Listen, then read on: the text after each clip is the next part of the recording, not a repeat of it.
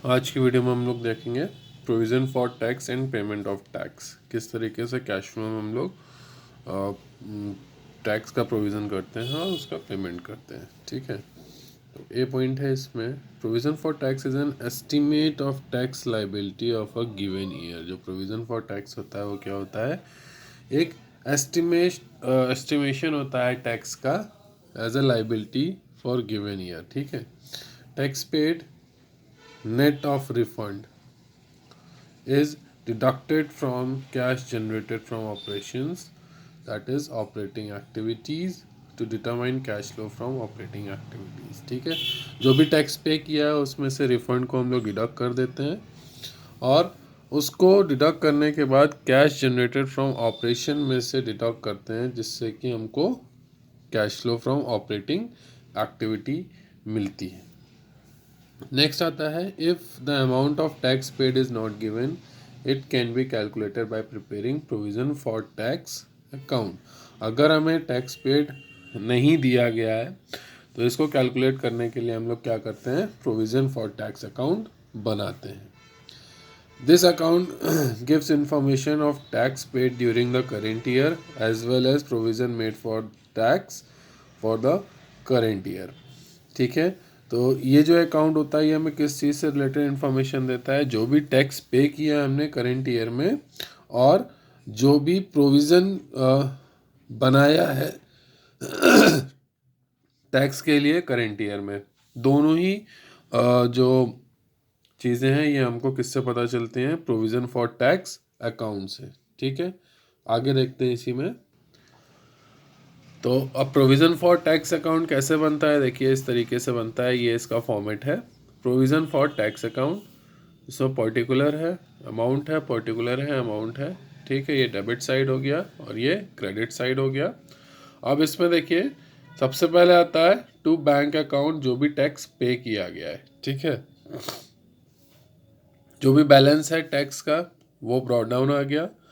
ठीक, उसके बाद स्टेटमेंट ऑफ प्रॉफिट लॉस, जो भी आया provision for made during the year. ठीक है, जो भी ड्यूरिंग द ईयर आया वो आ गया। ठीक है, आप इनको ऐड कर लिया, उसके बाद जो डिफरेंस आया वो हमारा आ गया बैलेंस कैरी डाउन तो shows as deduction under cash flow from operating activity, जो कि हम लोग टैक्स पे करा है हमने। ठीक है, इसी में देखते हैं आगे।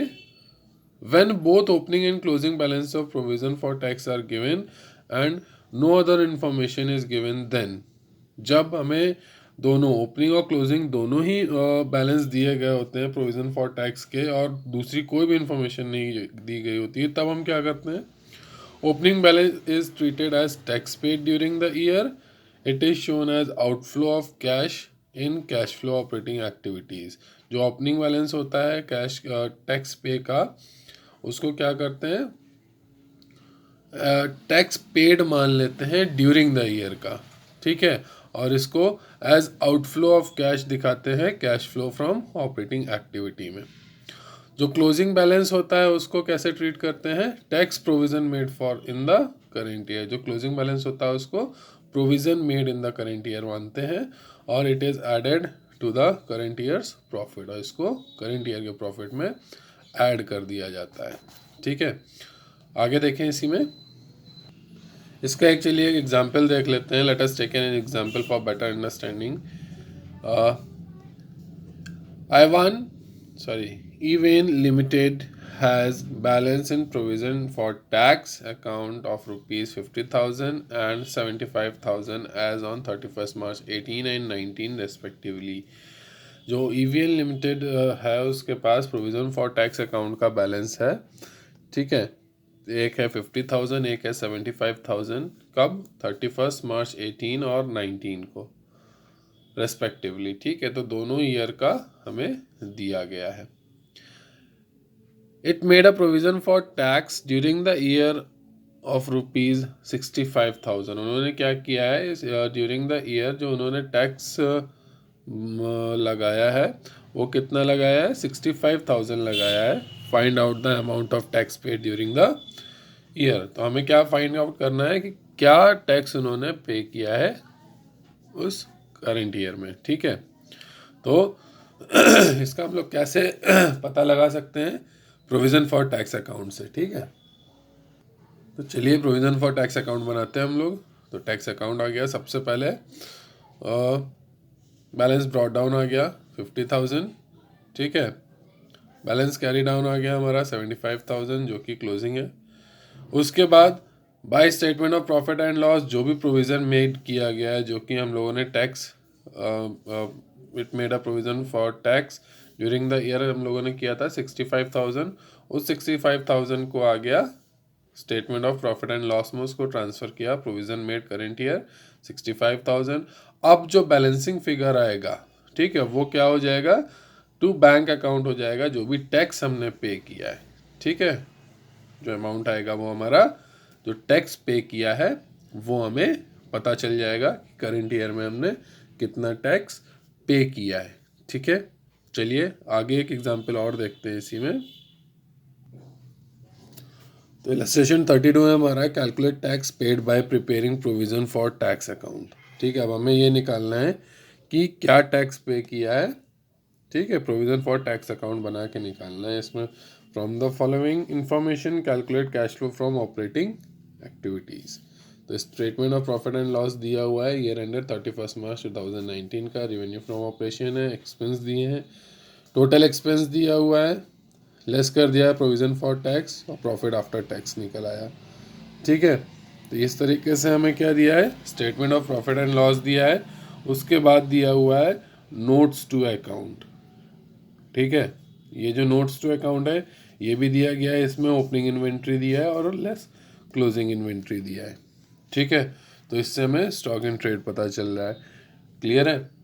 चलिए आगे बढ़ते हैं। अब कैश और प्रोविज़न फॉर टैक्स बनाते हैं आगे। इस क्वेश्चन में कुछ हमें एडिशनल इन्फॉर्मेशन भी दी गई है। सन्ड्री डेटर दिया है, बिल रिसीवेबल दिया है, सन्ड्री क्रेडिटर दिया है, सैलरी आउटस्टैंडिंग दिया है, प्रीपेड इंश्योरेंस दिया है, प्रोविज़न फॉर टैक्स दिया है, ठीक है। ये भी हमें एक्स्ट्रा में दिया गया है। तो सबसे पहले हम लोग क्या करेंगे? Cash flow from operating activity को निकालेंगे, ठीक है। सबसे पहले क्या निकालेंगे? Cash flow from operating activity निकालेंगे, ठीक है। तो चलिए जैसे कि हम लोग करते थे, जो भी लॉस होता था सबसे पहले नेट प्रॉफिट, हम लोग को नेट प्रॉफिट और loss before extraordinary items and tax दिया गया था हमें, माइनस में है ये।